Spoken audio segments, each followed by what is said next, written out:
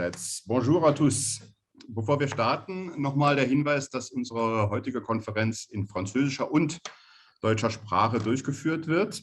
Sie können unten rechts in der Leiste die Simultanübersetzung in Ihrer bevorzugten Sprache wählen und haben dabei verschiedene Optionen bezüglich des Originaltons. Notre conférence se déroule en français et en allemand. Vous pouvez choisir une traduction simultanée dans la langue de votre choix par les différentes options en bas à droite de l'écran. Ja, meine Damen und Herren, im Namen Oui, mesdames et messieurs, au nom du pôle franco-allemand et de ses partenaires, le cabinet PACGR, la SARLB, je vous souhaite très cordialement la bienvenue à notre conférence avec le titre La réforme des sûretés en France, ce qui change en France en 2022. Je m'appelle Michel S, je travaille pour la banque SARLB où je dirige le pôle franco-allemand.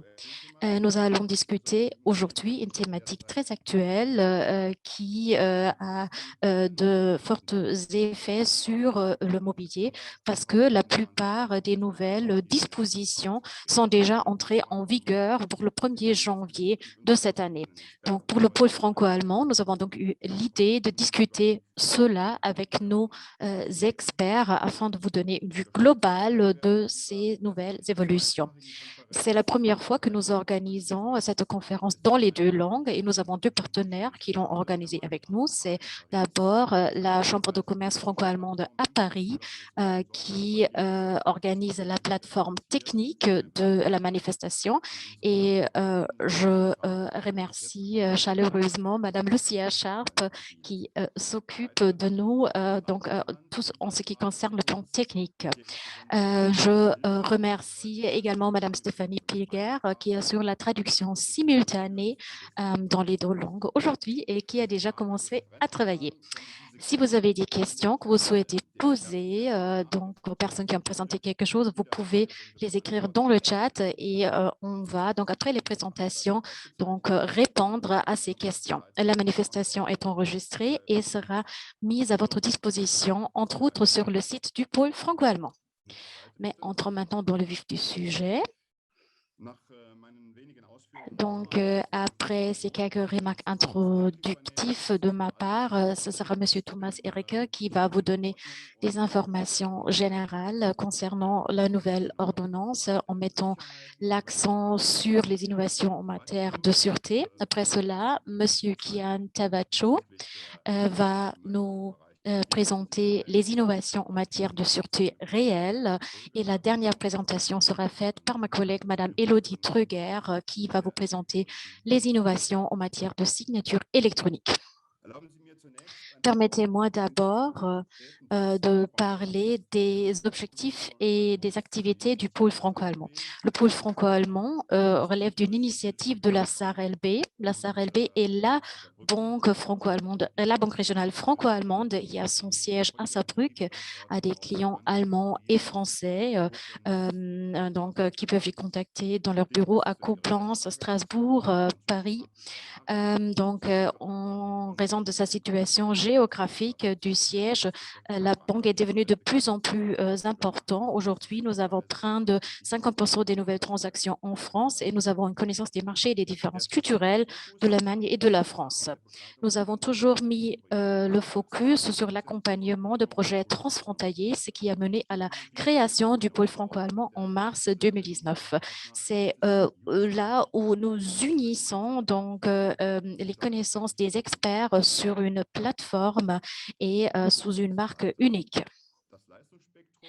Donc, en ce qui concerne les prestations, les services du pôle, donc là, nous avons 4 piliers. Donc, d'abord, tout ce qui concerne l'expertise et support concret des investisseurs français et allemands. Donc, par exemple, dans le domaine des bâtiments ou des énergies renouvelables. 32 milliards d'euros ont été investi de manière transfrontalière et beaucoup de ces projets ont été accompagnés par les partenaires du pôle franco-allemand. Nous traitons également toutes les questions concernant l'accompagnement des acquisitions transfrontalières. Nous préparons et publions de manière régulière des analyses concernant des thématiques franco-allemandes et nous nous occupons de solutions donc, pour travailler et vivre dans le pays voisin. Donc, par exemple, des mesures de marketing ou la distribution en tant que telle. Aujourd'hui, plus de 30 partenaires de renommée font partie du pôle franco-allemand et c'est grâce à cela que nous pouvons présenter une offre donc unique et bien adaptée aux besoins de nos clients. Les partenaires coopèrent donc de manière différente. Nous organisons par exemple des manifestations comme aujourd'hui. Nous développons des activités communes et ceci toujours dans un dialogue concret avec des investisseurs et des entreprises. Une particularité du pôle, c'est que nous pouvons créer des équipes spécifiques qui peuvent de manière globale traiter des projets. Et donc, plus le projet est grand, donc plus la plus-value qu'offre le pôle donc, est important. Je vous invite à regarder notre site web pôlefranco-allemand.fr. Elle est la plateforme centrale de nos activités. Vous y trouvez à tout moment une multitude d'informations très intéressantes du domaine franco-allemand, surtout des thématiques économiques et sociales. Nous publions plusieurs fois par semaine de nouveaux articles concernant les manifestations ainsi que les coordonnées de contact de tous les partenaires, ainsi que par exemple des experts qui sont parmi nous aujourd'hui. Et nous sommes également donc présents sur LinkedIn où nous publions également de manière régulière des articles donc franco-allemand. Donc, c'est tout de ma part. Je me permets juste encore de dire que vous pouvez à tout moment entrer en contact avec moi, avec ma collègue Patricia Duret qui dirige notre bureau à Paris. Mais entrons maintenant dans le vif du sujet. Thomas, vous avez la parole.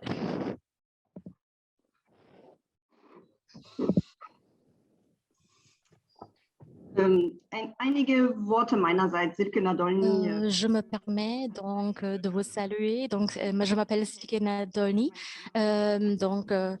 Monsieur S, je vous remercie de nous avoir donné la possibilité de participer.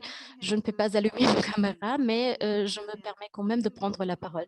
Donc, nous sommes un des partenaires de renommée au sein du pôle franco-allemand et nous sommes très heureux de pouvoir participer. Nous sommes un cabinet d'experts juridiques donc indépendants et nous offrons nous sommes 230 avocats et professionnels du droit dans le monde. Donc, 140 personnes travaillent à Paris. Donc, les autres personnes travaillent dans nos bureaux à l'étranger.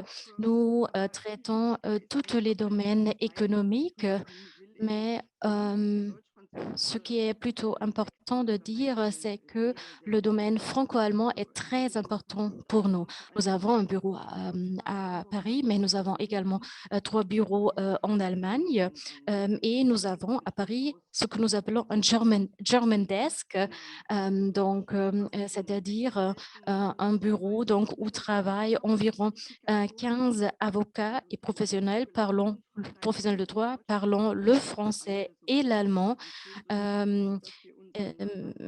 Et c'est grâce à cela que nous pouvons offrir nos prestations dans les 2 langues avec des traductions.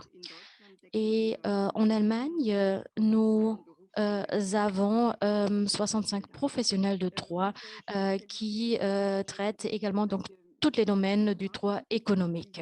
Le German Desk est composé de 5 partenaires donc spécialisés dans des domaines spécifiques, comme par exemple le financement, où Thomas Ehrige va vous présenter les détails, mais nous traitons également le droit des immobiliers ainsi que des droits contractuels, le droit contractuel par exemple.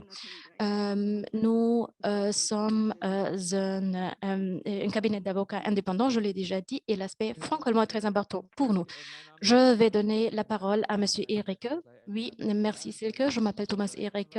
Je travaille donc pour ce cabinet d'avocats et nous avons décidé que je vais faire ma présentation en allemand. Vous avez une traduction simultanée vers le français. Je vais essayer donc de faire très court, de présenter de manière synthétique donc la thématique. Je vais vous donner des informations concernant la réforme des sûretés qui est entrée en vigueur le 1er janvier et je vais parler de tout ce qui concerne des cautionnements, des nantissements et je vais donc après cela donner la parole à mon ami Kian qui va vous présenter les informations concernant les hypothèques. Donc, qu'est-ce qui a changé cette année? Donc, déjà depuis des années, on a parlé d'une grande réforme. Elle a été vivement discutée. L'objectif était de simplifier le droit français des sûretés et de donner plus de flexibilité afin de faire en sorte que Paris devienne donc une place donc plus intéressante pour les activités économiques. Le législateur a, à cause de cela, donc publié une réforme le 15 septembre 2021 qui, en ce qui concerne les sûretés, est entrée en vigueur le 1er janvier 2022. En parallèle, il y a également une réforme qui est entrée en vigueur le 1er octobre. Donc, 1er janvier 2022, entrée en vigueur des dispositions les plus importantes. Il y a encore d'autres dispositions qui entreront en vigueur en 2023. Donc, là où, par exemple, il est nécessaire d'adapter les registres. Il y a une grande exception. En principe, il y a également un effet rétroactif. Donc, tout ce que je vous présente maintenant est valable à partir du 1er janvier, c'est-à-dire surtout ce sur quoi on se met d'accord après le 1er janvier, donc sauf en ce qui concerne des sûretés pour autrui, donc pour une troisième personne. Donc, si cette personne présente des sûretés et si cela a déjà été le cas avant septembre 2021, donc certaines règles concernant le cautionnement vont être appliquées. Je vais vous expliquer les détails dans quelques minutes. Donc, la modification la plus importante qui après beaucoup de temps pour être réalisée, c'est la modification du cautionnement. Je vais essayer de vous présenter les aspects les plus importants auxquels vous devriez penser et qui sont importants pour vous. Donc, grand changement, donc la modification de la mention manuscrite. Vous savez que cette question a été vivement discutée. Le législateur avait présenté un texte décrivant la mention manuscrite. Et il fallait, par exemple, pour signer un cautionnement, écrire ce texte exactement. Ceci n'est pas le cas. La mention manuscrite reste obligatoire pour les personnes physiques, mais le texte n'est plus imposé. L'objectif de cela était de rendre les choses plus claires. Cette nécessité formelle est moins forte maintenant que c'était le cas auparavant. En plus, nous avons un élargissement des exceptions opposables par la caution. Ceci veut dire que la caution a la possibilité de poser plus de choses. Ce qui est nouveau, c'est qu'il y avait une introduction d'un devoir de mise en garde. C'est-à-dire, si vous recevez le cautionnement, vous êtes obligé donc de mettre en garde en cas d'inadéquation aux capacités financières de la caution, premièrement, et deuxièmement, et en cas de disproportionnalité. Donc, la question principale est est-ce que la caution a assez d'argent pour pour accepter le cautionnement, premièrement, et deuxièmement, la question de la disproportionnalité. Il faut toujours garantir la proportionnalité. Et là, également, on a simplifié les règles. Il est très clair maintenant que le cautionnement peut être réduit. Je pense que c'est une situation gagnante-gagnant donc pour les deux côtés. Parce que, par exemple, la caution est donc moins fortement chargée, donc entre guillemets. Prochaine slide, ce qui est également très important, dans la pratique, c'est l'obligation d'information annuelle de la caution. C'est-à-dire, les banques, par exemple, doivent informer avant le 31 mars de l'année de manière écrite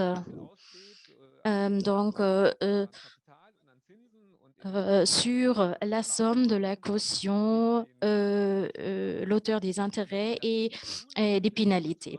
Si cela n'est pas le cas, on risque une caution et on risque une sanction, et la sanction, ce sera la déchéance de la garantie des intérêts et pénalités, et ceci depuis la dernière information. Vous avez donc une obligation d'information annuelle. Donc, si vous oubliez donc de le faire une fois par année, vous risquez donc la déchéance de la garantie des intérêts et pénalités depuis la dernière information. Donc, c'est une des choses qui est maintenant également applicable à des tiers. Donc, une autre chose qu'il faut faire, il y a également l'obligation d'informer la caution en cas de défaillance du débiteur, donc pour que la caution sache qu'il y a un problème.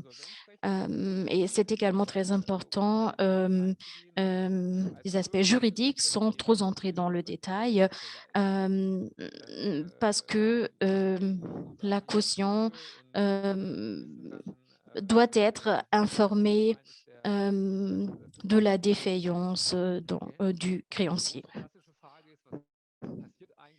Et la grande question, qu'est-ce qui se passe avec le cautionnement? Donc, si une des parties disparaît, par exemple, en cas de fusion ou en cas de fin d'activité.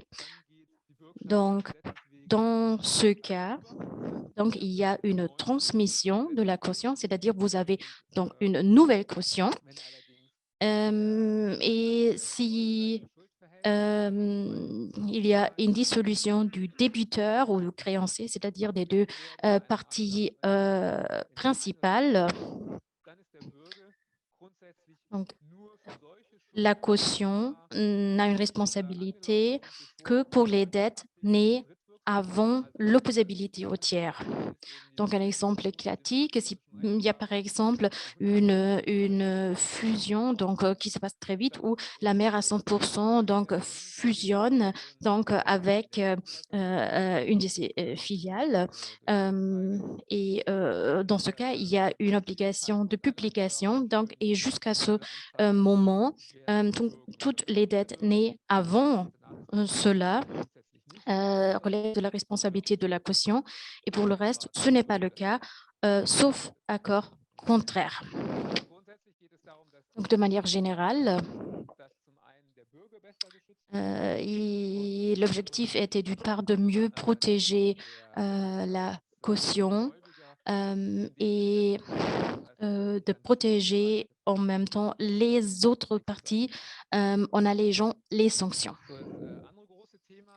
L'autre grande thématique où il y avait des changements étaient les règles concernant les sûretés réelles pour compte de tiers, c'est-à-dire des cas où une troisième personne, par exemple une holding, accepte donc des sûretés pour un tiers. Ceci peut être le cas à l'aide donc d'argent, de parts de société ou de comptes bancaires. Et en ce qui concerne ces sûretés pour compte tiers, donc là, il y a maintenant une application de certaines règles du cautionnement. C'est pourquoi j'ai commencé ma présentation donc, avec le cautionnement. Donc, il y a maintenant une application des certaines règles du cautionnement aux sûretés réelles pour compte tiers. Ceci est le cas à partir du 1er janvier et également avec effet rétrograde. Donc, jusqu'au 31 mars donc, de chaque année, vous devez donc informer, comme c'est le cas dans les cas du cautionnement, l'auteur donc, du capital, des intérêts et des pénalités. Donc, ceci est maintenant une question donc, opérationnelle. Il faut donc regarder les chiffres afin d'être capable donc, de faire cette information. Et il y a également une application en sûreté pour compte tiers constituée avant la réforme. Donc, je l'ai déjà dit, il y a le devoir de mise en garde que j'ai déjà mentionné, donc concernant les capacités financières, le devoir d'information sur la défaillance du débiteur. Ceci concerne les personnes physiques et pour les personnes physiques et les personnes morales, il y a donc cette information annuelle que je viens de mentionner, le bénéfice de discussion et il y a également un recours subrogatoire et bénéfice de subrogation qui s'applique maintenant. Donc, je ne vais pas trop entrer dans les détails de cela, mais c'est maintenant très, très clair donc, dans ces dispositions que je suis en train de présenter. Il y a également certaines évolutions dans le domaine du gage de droit commun. Il y a quelques modifications concernant le gage automobile. Donc, il y a certaines règles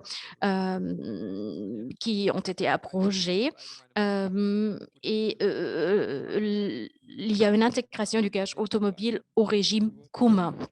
Donc là également, je ne vais pas trop entrer dans les détails. Prochaine slide. Maintenant, une thématique très intéressante, les créances. Donc là, il y a deux choses qu'il faut bien distinguer. Nous avons d'un côté le nantissement. Donc, le nantissement de créances a été modernisé donc, et reformé. Il est maintenant possible donc, de confirmer des rangs, c'est-à-dire différents créanceurs peuvent avoir des droits concernant une créance, mais il y a par exemple un premier, un deuxième et un troisième rang. Là également, la personne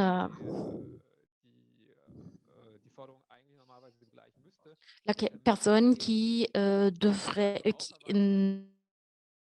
donc, renverser la créance, donc à maintenant des nouveaux élargissements des exceptions opposables, c'est-à-dire la position donc, de cette partie a été renforcée et ce qui est également très intéressant, si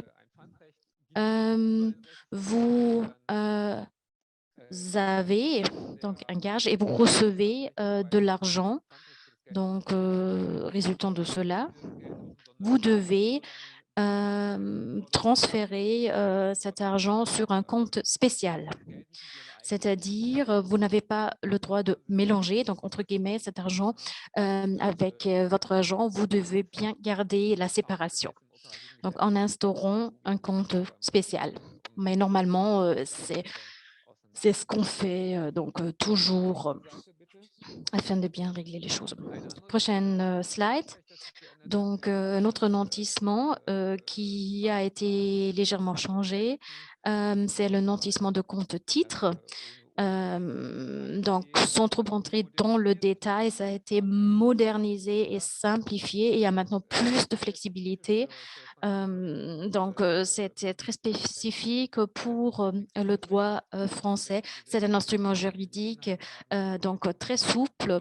Donc, si vous avez la possibilité d'avoir des nantissements de compte et titres, par exemple, dans les cadres d'une SAS, c'est un instrument très souple et qui a même encore plus été rapproché donc, de la pratique. Les modifications qui ont été faites concernant cette disposition sont vraiment très bonnes. Et, par exemple, en ce qui concerne le compte fruits et produits, donc il peut maintenant être ouvert à tout moment avant la réalisation. Donc, vous avez maintenant plus de liberté.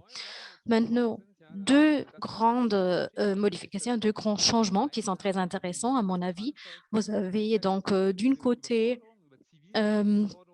la cession de créances à titre de garantie. Donc, jusqu'à maintenant, il était possible de faire ce qu'on appelle la cession d'AI. Donc, c'est une procédure très, très simplifiée. Quand j'étais très jeune, donc beaucoup plus jeune qu'aujourd'hui, il fallait donc envoyer les informations donc, de manière officielle. Après cela, donc, on a instauré la session d'AI. On a donc simplifier les choses et donner la possibilité d'utiliser un formulaire. Ceci existe maintenant également dans le domaine du droit civil. Vous pouvez donc, grâce à cela, donc simplifier les travaux. Et je pense surtout à des cas où il y a, par exemple, des créances donc résultant de loyers, des contrats de loyer, par exemple. Vous pouvez maintenant les gérer de manière beaucoup plus efficace grâce à ces modifications. Donc, il y a également quelques innovations en matière de cession de sommes d'argent à titre de garantie. Prochaine slide.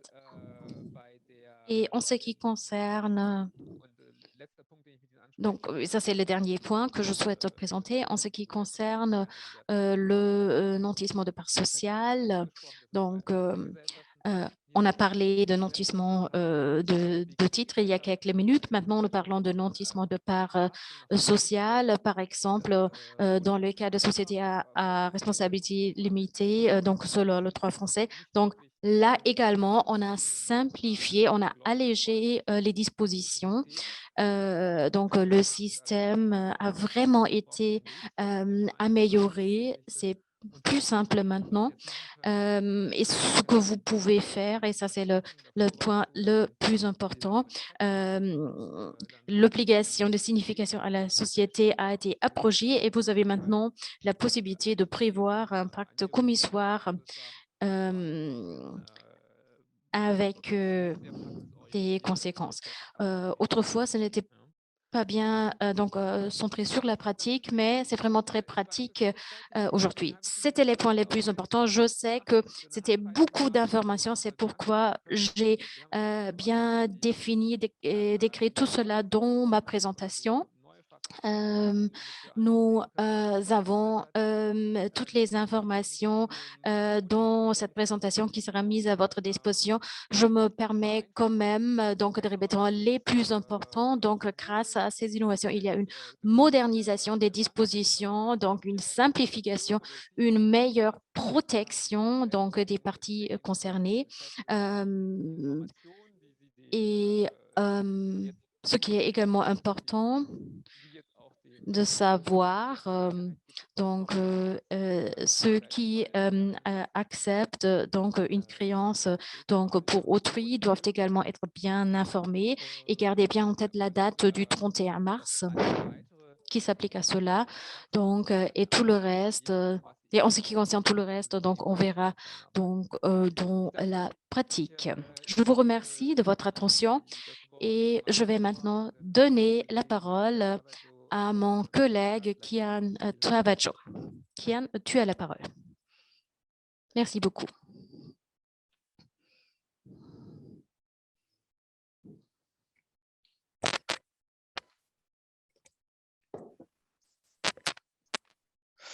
Vous m'entendez? Parce que je ne me vois pas à l'écran, donc pardon. Bonjour tout d'abord. Donc, pour commencer, peut-être quelques mots de présentation. Quelques mots de présentation de notre étude. Donc, notre étude est composée d'une cinquantaine de juristes, encadrés par 7 notaires associés. Il y a également 4 notaires salariés. Donc, nous accompagnons les acteurs institutionnels, principalement dans le cadre de transactions immobilières, dans le cadre du financement de ces opérations, mais aussi dans le cadre des projets en énergie renouvelable. Nous disposons également d'un German Desk qui est composé aujourd'hui d'Alexandre Baikalov, Angelika Olivier et de moi-même, bien sûr. Donc, on va tout de suite rentrer dans le vif du sujet pour évoquer donc les points marquants de la réforme des sûretés en ce qu'elle concerne les sûretés réelles immobilières. Donc, tout d'abord, on va parler d'une sûreté mobilière, mais qui a des implications immobilières. C'est le gage sur un immeuble par destination. Donc, ça fait aussi la transition avec la présentation de Thomas. Pour rappel, les immeubles par destination sont des meubles qui sont considérés par la loi comme des immeubles en raison de leur destination, qui est d'être affectés à un immeuble par nature dont ils constituent l'accessoire. En l'occurrence, par l'instauration de ce nouvel instrument, le législateur a souhaité l'appréhension de ces biens, donc immeubles par destination, indépendamment des immeubles auxquels ils ont vocation à être intégrés. D'ailleurs, le rapport au président de la République, qui a été publié concomitamment à l'ordonnance, en précise les objectifs et vise ainsi expressément les turbines, transformateurs, panneaux solaires ou autres équipements des parcs éoliens et des centrales photovoltaïques, mais encore les installations industrielles et minières. Donc, ce nouveau texte et ce nouvel instrument couvrent aussi bien les situations dans lesquelles un bien meuble sur lequel un gage a été constitué est par la suite intégré à un immeuble et devient donc immeuble par destination, que les situations où le gage est constitué sur un bien déjà immobilisé par destination. Donc, très concrètement, ça va faire évoluer la pratique de la prise de garantie pour les financements de projets en énergie renouvelable, puisque c'est l'objectif recherché par le législateur. Donc, jusqu'à présent, la pratique consistait en effet à constituer un gage sans dépossession sur les éléments composant la centrale, qui d'ailleurs, au moment de la dite prise de garantie, ne sont pas encore installés fixés sur le site, donc sont véritablement encore dans l'état meuble. Donc, à ce titre, il faut d'ailleurs relever que la question de la nature meuble ou immeuble de ces centrales photovoltaïques ou éoliennes a bien sûr suscité par le passé beaucoup de discussions et de débats, mais il a majoritairement été considéré qu'il s'agissait de meubles, notamment au regard de leur caractère démontable. D'ailleurs, la garantie de démantèlement est une obligation légale qui s'impose aux exploitants. Donc aujourd'hui, on a une consécration d'immeubles par destination qui donne une nouvelle qualification légale à ces biens. Par ailleurs, les droits réels immobiliers, qui généralement issus de bois construction ou de bois emphytéotique, étaient appréhendés jusqu'à présent par une affectation hypothécaire d'un montant symbolique au regard du financement, mais qui avait des vertus protectrices et défensives.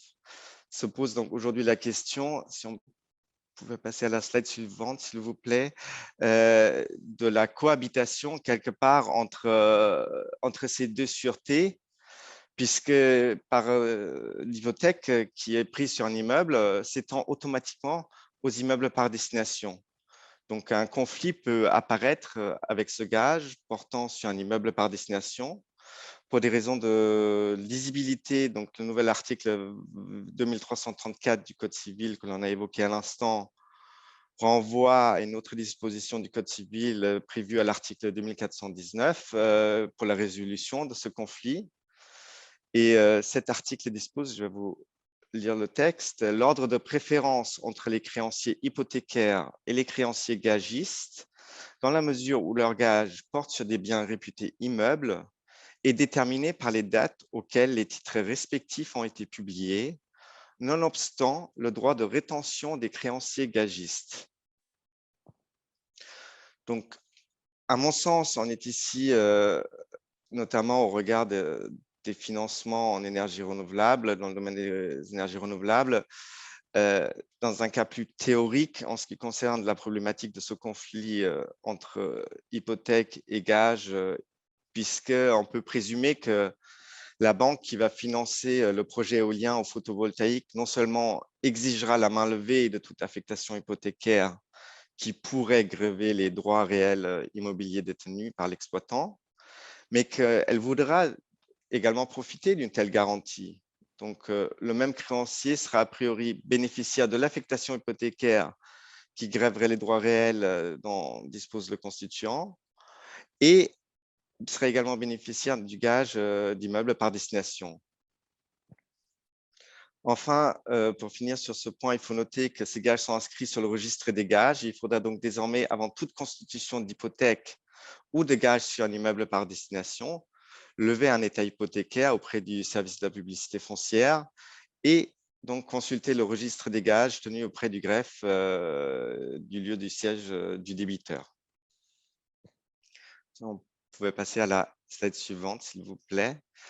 Donc, Thomas l'a évoqué, l'un des principaux objectifs poursuivis par cette réforme est un toilettage, dirais-je, une modernisation du texte de loi pour l'adapter à notre époque et en ce qui concerne les sûretés réelles immobilières, il y a eu une refonte des catégories existantes avec la disparition des privilèges immobiliers spéciaux.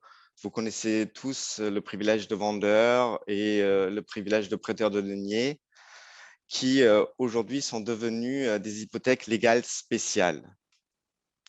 Pour information, les hypothèques légales générales, puisque par définition, on a donc maintenant deux catégories, correspondent aux anciennes hypothèques légales qui, elles aussi, ont subi un toilettage et dont les plus fréquemment rencontrées sont celles, les hypothèques du trésor public ou de la sécurité sociale. Donc, en ce qui concerne les privilèges immobiliers spéciaux, la réforme ne s'est pas arrêtée à un changement de dénomination, mais a eu pour conséquence la disparition de la rétroactivité. Donc, comme vous le savez peut-être, les anciens textes prévoyaient que ces privilèges immobiliers spéciaux prenaient rang à la date de l'acte constitutif, dès lors que l'inscription du privilège auprès du service de la publicité foncière intervenait dans un délai de 2 mois suivant réception du dit acte. Donc, cette rétroactivité était perçue par certains comme une source de complexité, voire d'insécurité pour les tiers. Et par ailleurs, on a constaté que cette notion de privilège immobilier n'était pas forcément connue à l'étranger.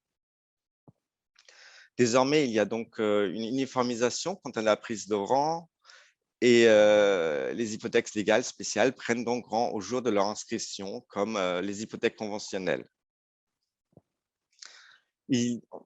On pourrait considérer qu'il s'agit d'une évolution qui est au détriment des prêteurs, donc des banques, mais il ne semble pas que cette disparition en fait, de la rétroactivité ait été perçue de manière forcément négative par les banques. On peut à ce titre relever que le risque en fait, d'une inscription intercalaire est en effet très faible. Non seulement les banques vérifient bien sûr en amont du financement l'endettement de l'emprunteur, mais elles exigent aussi l'exclusivité de leur inscription privilégiée sur l'immeuble objet de la sûreté. Donc, et par ailleurs, l'inscription de la sûreté intervient souvent très rapidement après la publication de l'acte de vente. si on peut passer, merci, à la slide suivante. Donc, en ce qui concerne les autres règles qui est relative à ces privilèges qui aujourd'hui s'appellent hypothèque légale spéciale, elles ont été maintenues, donc notamment en termes de formalisme. Ainsi, si on considère l'hypothèque spéciale du prêteur de deniers, l'emprunteur devra déclarer au prêteur, au terme d'un acte authentique de prêt, que la somme empruntée est destinée à payer tout ou partie du prix d'acquisition d'un immeuble déterminé. Et par ailleurs, l'acte d'acquisition devra contenir l'acquittance du prix de vente par le vendeur et la déclaration d'origine des deniers par l'emprunteur, confirmant ainsi que le paiement a été effectué au moyen du prêt. Donc, en termes de formalisme, il n'y a pas d'évolution. Le même cadre et les mêmes principes et impositions légales sont maintenus. Par ailleurs, il faut relever que la règle de l'effet relatif de la publicité foncière est également maintenue. Donc, il faudra inscrire concomitamment la sûreté et publier l'acte d'acquisition.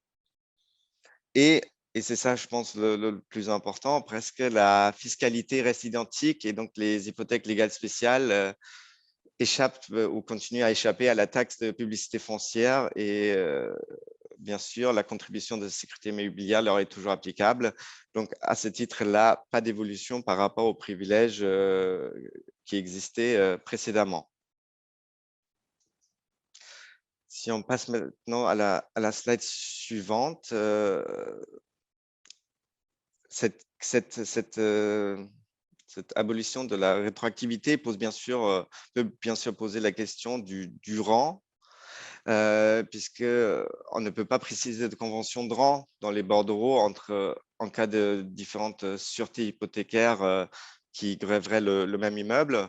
Donc, pour préserver un rang, il faudra donc déposer les bordereaux soit à des jours consécutifs ou alors prévoir une convention de rang qui précisera que une cession de rang ou d'antériorité. Donc, ce cas de figure concerne donc plus particulièrement la situation d'un financement d'une vente en état futur d'achèvement où on serait en présence d'une hypothèque légale de vendeur et d'une hypothèque légale spéciale de prêteur de deniers. Et il faudra donc à ce moment-là prévoir une convention de rang entre ces deux hypothèques.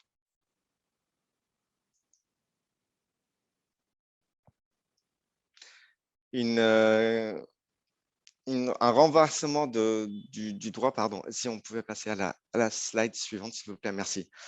Un renversement du droit positif est également intervenu en ce qui concerne les hypothèques sur biens futurs, puisque au terme du nouvel article 2414 du Code civil, l'hypothèque peut non seulement être consentie sur des immeubles présents, mais aussi sur des immeubles futurs. On parle bien sûr d'immeubles futurs lorsque le constituant d'hypothèque n'en est pas encore le propriétaire. Donc, dans cette hypothèse, l'acte authentique devra désigner spécialement la nature et la situation de l'immeuble hypothéqué. Il s'agit à ce titre d'une condition de validité. Donc, et par ailleurs, l'inscription de l'hypothèque ne pourra être prise qu'après publication du titre de propriété du constituant. Il s'agit encore du principe de l'effet relatif qui régit la publicité foncière, comme évoqué à l'instant.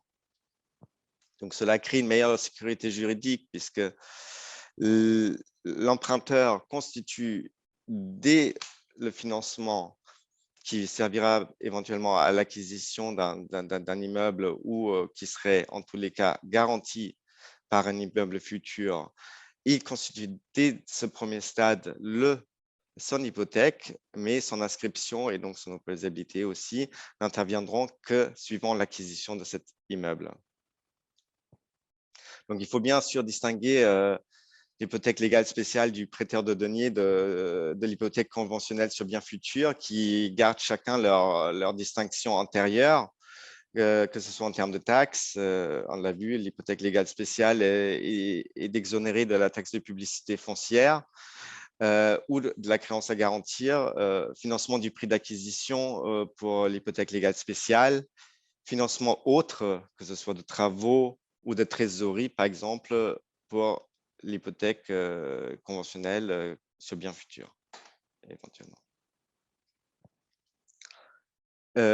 Une autre clarification et évolution, si vous pouvez passer à la slide suivante, s'il vous plaît, a été apportée et très favorablement, bien sûr, accueillie par la pratique. C'est une précision qui concerne la subrogation. Donc, pour rappel, en cas de refinancement, pour bénéficier que ce soit de conditions, notamment en termes de taux d'intérêt plus avantageux, le mécanisme de la subrogation permet à l'emprunteur de s'acquitter de sa dette existante, garantie hypothécairement, par des fonds mis à sa disposition par un nouveau prêteur, en subrogeant le nouveau prêteur dans la sûreté du prêteur initial au terme d'un acte authentique. Ainsi, donc, la subrogation permet au nouveau prêteur de bénéficier des sûretés réelles immobilières préexistantes, de leur rang, et cette subrogation fait également réaliser à l'emprunteur une économie substantielle en termes de coût d'inscription, puisque en cas de subrogation, cette subrogation dispense du prélèvement de la taxe de publicité foncière, donc qui, pour information ou rappel, correspond à 0,715% environ du montant de l'inscription garantie.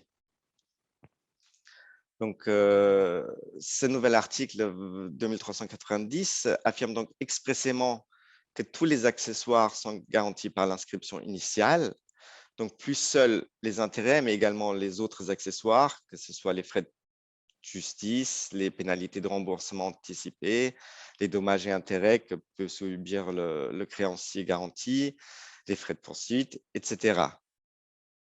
Donc, il y a un autre gain économique pour l'emprunteur du fait de cette réforme en ce qui concerne la subrogation, c'est qu'il n'y a donc plus besoin de procéder à une affectation hypothécaire conventionnelle supplémentaire, complémentaire pour garantir spécifiquement ces accessoires, puisque la subrogation donc permet de les couvrir. Très rapidement, pour finir, quelques mots sur la fiducie-sûreté, puisque celle-ci aussi a fait l'objet de réformes, même si elles ne sont pas aussi importantes que celles que nous avons pu voir jusqu'alors. Donc, pour rappel, la fiducie-sûreté est définie à l'article 2011 du Code civil et la définit comme un instrument, comme l'opération par laquelle un ou plusieurs constituants transfèrent des biens, des droits ou des sûretés, ou un ensemble de biens, de droits ou de sûretés, présents ou futurs, à un ou plusieurs fiduciaires qui, les tenants séparés de leur propre patrimoine, agissent dans un but déterminé au profit d'un ou plusieurs bénéficiaires. Donc, aujourd'hui, la réforme a complété les dispositions légales, que ce soit au titre de la fiducie, à titre de garantie sur les immeubles, qui est prévu aux articles 2488 et suivants, ou que ce soit de la fiducie à titre de garantie sur les sûretés réelles mobilières, prévues aux articles 2372 et suivants, en prévoyant expressément que les dettes garanties peuvent être présentes ou futures, mais que dans ce dernier cas, elles doivent bien sûr être déterminables. Et en fait, là, on observe une harmonisation avec les autres sûretés réelles existantes, et donc la fiducie-sûreté étend son champ, on va dire, pour avoir un champ, on va dire, d'action similaire à celui qui est offert aux autres sûretés mobilières. Donc, il y a une autre évolution qui concerne la fiducie-sûreté, c'est le mécanisme est assoupli. Donc, on a l'obligation d'évaluer l'actif dans le cadre de l'assiette de la fiducie est supprimée.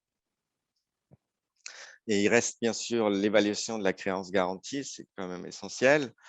Et la réforme a introduit une nouvelle disposition au terme de laquelle, si le fiduciaire ne trouve pas d'acquéreur au prix fixé par un expert, il peut vendre le bien ou le droit au prix qu'il estime, sous sa responsabilité, Donc, il faut bien sûr, à ce titre-là, avoir en tête que lors de la vente, le fiduciaire doit protéger les intérêts du débiteur et du créancier.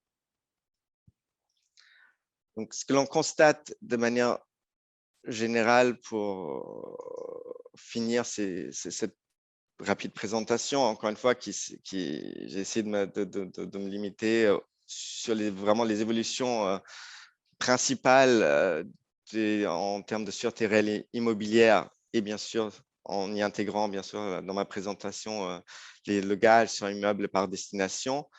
On a une modernisation, on s'inscrit dans la volonté du législateur de vouloir moderniser le droit français, de le rendre plus attractif aussi sur le plan international. Et je pense qu'on a fait dans cet objectif-là un pas en avant.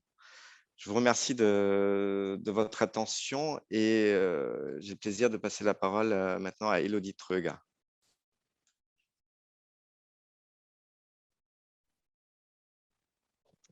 Merci Kian. C'est bon, je pense qu'on me voit et qu'on m'entend. Bonjour à tous. Donc, Élodie Treuger du service juridique de Lazare LB. Donc, moi, je vais vous présenter en fait la dernière partie de ce webinaire qui concerne les innovations en matière de signature électronique. Donc, en matière de signature électronique, la question qu'on peut se poser, c'est ce qui a réellement changé en fait depuis le 1er janvier 2022, donc date d'entrée en application de la réforme du droit des sûretés. On peut passer à la prochaine slide. Voilà. Donc, en réalité, avant l'entrée en application de la réforme, donc jusqu'au 31 décembre 2021, nous pouvions déjà conclure des actes de sûreté par voie électronique, mais le Code civil prévoyait dans son ancien article 1175 une condition. Il fallait en fait que les sûretés soient prises par une personne pour les besoins de sa profession, ce qui pouvait poser un certain nombre de questions, notamment par exemple pour le cautionnement qui n'est pas toujours pris par la personne pour les besoins de la profession. Donc, on a en fait une levée de certaines de ces incertitudes depuis le 1er janvier 2022, donc depuis l'entrée en application de la réforme du droit des sûretés. Vous avez une réécriture des articles 1174 et 1175 du Code civil. Et désormais, le principe est beaucoup plus clair. On peut conclure tout acte de sûreté, donc personnel et réel, par un écrit électronique, donc par un contrat électronique. On peut passer à la slide suivante. Une autre innovation donc, en matière de signature électronique, c'est donc ce qui concerne le cautionnement, puisqu'on vous l'a expliqué avant, mais je pense que c'est quelque chose que tout le monde sait. La caution devait en tout cas jusqu'au 31 décembre 2021 apposer une mention de sa main avec une formulation qui était fixe dans la loi. Donc ça a changé également depuis le 1er janvier 2022, puisque d'une part, la formulation en tant que telle n'est plus aussi rigide qu'elle l'était. Et en plus, cette mention peut être désormais appliquée de manière électronique par la caution, dans la mesure cependant où les conditions de signature permettent bien de garantir que c'est la caution qui a apposé cette mention sur l'acte de cautionnement. Donc, nous avons un certain nombre d'apports de cette réforme pour les actes de sûreté et l'introduction de la signature électronique. On peut passer à la slide suivante, puisque en fait, ça nous amène à une seconde question de savoir si aujourd'hui, depuis le 1er janvier 2022 du moins, si on peut intégralement dématérialiser la prise de sûreté. Donc, on peut passer à la slide suivante. Donc, selon moi, il faut distinguer aujourd'hui entre sûreté personnelle et sûreté réelle. Donc, sûreté personnelle, je vous le rappelle, c'est des sûretés qu'on prend à l'encontre d'une personne sur son patrimoine. Donc, pour les sûretés personnelles, la réponse à la question est oui.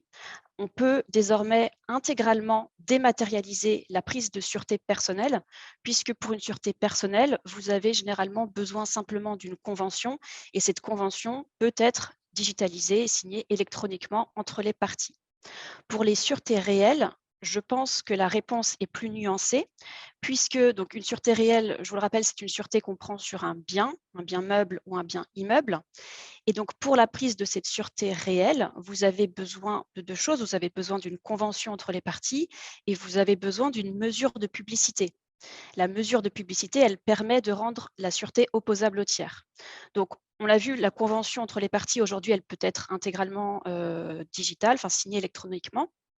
En revanche, ce qui pose encore problème dans une certaine mesure aujourd'hui, c'est la mesure de publicité, puisque là, vous devez généralement inscrire, donc si c'est une sûreté mobilière, vous devez l'inscrire auprès du greffe du tribunal. Si c'est une sûreté immobilière, vous devez l'inscrire auprès du service de la publicité foncière. Et cette publicité-là, elle n'est pas encore complètement dématérialisée. On peut passer, si vous le voulez bien, au slide suivant. Ah, il y a un problème. Ah, d'accord. Ça s'affiche comme ça. Vous pouvez, voilà, tous les... Oui, je n'avais pas prévu ça comme ça. Donc, pour les sûretés réelles mobilières, nous avons un horizon, puisque un décret du 29 décembre 2021 a été publié le 30 décembre 2021 et prévoit une dématérialisation de la publicité réelle mobilière. Donc, ce décret introduit la création d'un registre dématérialisé des sûretés mobilières et il prévoit qu'on puisse transmettre une demande d'inscription par voie dématérialisée. Aujourd'hui, ça peut être un peu contraignant parce que bien souvent, en fonction de la taille des greffes, il faut imprimer ce bordereau, le remplir à la main, l'envoyer par voie postale. Tout ça, en fait, ça va changer puisque avec ce décret, on pourra dématérialiser complètement cette inscription et envoyer un bordereau dématérialisé au greffe. Et l'autre des conséquences aussi, c'est que avec ce décret, un contrat qui aura été signé par la voie électronique devra obligatoirement être reconnu par le greffe. Aujourd'hui, c'est encore un peu au bon vouloir des greffes et encore une fois, je pense que ça dépend aussi de la taille du tribunal et du greffe. Mais tout ça, donc, ce sera généralisé avec l'entrée en application de ce décret qui est prévu au 1er janvier 2023. Donc, pour les sûretés réelles mobilières, nous avons selon moi un horizon à moyen terme, donc dans 1 an environ, où nous pourrons dire que la prise de sûreté réelle mobilière est intégralement dématérialisée. Si on passe au slide suivant, vous verrez qu'il subsiste néanmoins certaines incertitudes. Donc, certaines incertitudes pour ce qui concerne les sûretés réelles immobilières cette fois, puisque là, à ma connaissance, nous n'avons pas encore de décret qui régirait la matière. Et donc, alors si dans une certaine mesure, la procédure est déjà dématérialisée, par exemple, les notaires ont déjà la possibilité d'échanger électroniquement avec le service de publicité foncière, je pense que néanmoins, un décret est attendu pour véritablement tirer toutes les conséquences de la réforme du droit des sûretés en matière donc de sûreté réelle immobilière, afin de dématérialiser complètement le processus d'inscription. Vous avez également une autre incertitude qui concerne la procédure d'enregistrement. Donc, l'enregistrement se fait auprès de la recette des impôts. Cela peut être obligatoire pour certaines sûretés. Parfois, c'est simplement une faculté qui est laissée aux parties. On peut vouloir enregistrer une sûreté, par exemple, pour lui conférer une date certaine. Et cette procédure-là n'est pas encore dématérialisée. Là non plus, nous n'avons pas encore de décret. Et donc, il faut toujours passer donc par des procédures papier et surtout l'acte que vous avez conclu de manière électronique peut ne pas être reconnu par la recette des impôts.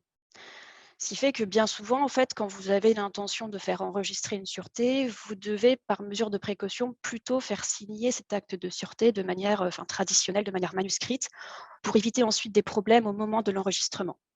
Donc voilà, ça, ce sont les points encore en suspens de la réforme, où là, nous n'avons pas encore vraiment d'horizon à moyen terme. Alors, nous pouvons passer à la slide suivante. Et donc, la dernière question qu'on peut se poser, c'est ce qu'on entend en fait par signature électronique. Parce que si on passe à la slide suivante, vous verrez qu'en fait, la signature électronique recouvre deux réalités. Vous avez deux types de signature électronique. Vous avez une signature qu'on appelle la signature avancée et une signature qualifiée, la signature électronique qualifiée. Donc, vous voyez qu'en fait, ces deux signatures présentent 5 critères et que ces critères sont généralement communs aux deux signatures et qu'elles se distinguent par un seul de ces critères. Donc, si vous le voulez bien, on peut dérouler les critères et puis on terminera par le critère qui distingue les deux types de signatures. Donc, pour les deux types de signatures, avancées et qualifiées, vous devez avoir un lien entre la signature et le signataire. Ce lien se fait généralement par le fait qu'on envoie au signataire le document à signer sur son adresse mail et que, évidemment, son adresse mail est censée lui être personnelle. Si on passe au troisième critère, l'identification du signataire, alors, les plateformes de signature électronique s'assurent généralement de l'identification du signateur par des paramètres techniques, comme par exemple la géolocalisation ou bien le contrôle de l'adresse IP du signataire. Donc ça, c'est une condition commune aux deux signatures. L'autre condition, c'est l'utilisation d'une clé de signature privée. Donc, généralement, le signataire utilise son smartphone pour procéder à la signature du contrat, du document à signer. Et là aussi, son smartphone est censé lui être personnel. Donc, c'est comme ça qu'on s'assure du respect de cette condition. Et le dernier critère, qui est propre aux deux types de signatures, c'est le respect de l'intégrité du document. Donc, le document qu'on envoie au signataire, on doit s'assurer qu'il ne sera pas modifié unilatéralement par l'une des parties. Donc, pour ce faire, on vous envoie généralement le document à signer par format PDF et ce document a été pré-téléchargé sur une plateforme et donc le signataire qui reçoit le lien n'a pas la possibilité de modifier le contrat, il a simplement la possibilité de le consulter et de le signer. Donc, c'est comme ça qu'on s'assure généralement du respect de cette condition. Donc, j'en viens en fait au dernier critère qui distingue les deux types de signatures, c'est l'authentification du signataire par une autorité de certification. Donc, concrètement, en fait, donc ce critère est propre à la signature qualifiée. Et pour ce critère, on doit s'assurer que le signataire est bien la personne qui figure sur la carte d'identité. On s'assure réellement en fait de l'identité de la personne qui va signer le document. Et donc en pratique, comment ça se passe? En fait, le signataire est mis en relation, donc ça peut être de manière physique ou à distance, en distanciel. Donc aujourd'hui, c'est généralement à distance. On met en relation le signataire du document avec un collaborateur de l'autorité de certification. Donc, c'est généralement un échange vidéo avec la caméra où en fait le signataire doit, déjà on s'assure que c'est bien une personne réelle et il doit généralement présenter un document d'identité et la personne de l'autre côté s'assure qu'il y a bien que la personne en photo sur la carte d'identité est bien la personne qu'il a en face de lui et bien le détenteur de la carte d'identité. Donc, vous voyez, la signature qualifiée, elle présente en fait un degré de garantie plus élevé par rapport à la signature avancée. Et c'est pour ça que j'en viens à mon dernier slide qui concerne la stratégie de la ZARLB en matière de signature électronique. Donc, nous, à la ZARLB, nous avons fait le choix de n'utiliser que la signature qualifiée, puisque juridiquement, c'est la seule qui est considérée comme équivalente à une signature manuscrite. Et ça, il faut savoir que le principe est le même en droit français et en droit allemand. Seule une signature qualifiée est équivalente à une signature manuscrite.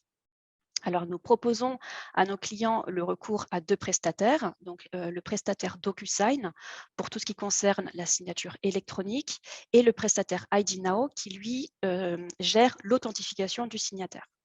Et bien sûr, tous nos collaborateurs restent à disposition des clients pour répondre à toutes leurs questions en matière de signature électronique. Voilà, donc j'ai terminé avec ma présentation et je vous remercie de votre attention. Je redonne la parole à Michel Hess, si vous avez des questions que vous pouvez poser sur le chat. Merci. Ja, vielen Dank an alle Vortragenden, an Silke. Oui, je remercie donc toutes les personnes qui ont présenté quelque chose. Je remercie Silke, Elodie, Thomas et Kian. Et on a seulement légèrement dépassé le temps prévu donc de la conférence, donc en dépit du grand nombre d'informations qui sont certainement très utiles donc pour notre travail au quotidien. Donc, je regarde le chat. On n'a pas encore reçu de questions. J'espère que ce n'est pas trop d'informations. Donc, ce n'est pas grave si vous ne voulez pas poser une question maintenant. Nous, notamment les experts, seront également après la manifestation à votre disposition. Vous y voyez les adresses mail des intervenants, donc n'hésitez pas donc à entrer en contact avec ses collègues. Donc, nous voulons mener le dialogue avec vous de manière permanente afin d'être à votre disposition concernant les questions que vous avez dans votre travail quotidien. Donc, s'il n'y a pas de questions dans le chat, non, ce n'est pas le cas. Donc, il ne me reste que de vous remercier les experts, mais également remercier vous, donc les participants qui ont suivi cette manifestation. Je vous remercie de votre inscription. Je vous souhaite une bonne journée, donc une bonne semaine et on se reverra lors de notre prochaine manifestation et restez en bonne santé. Au revoir. Au revoir. Au revoir.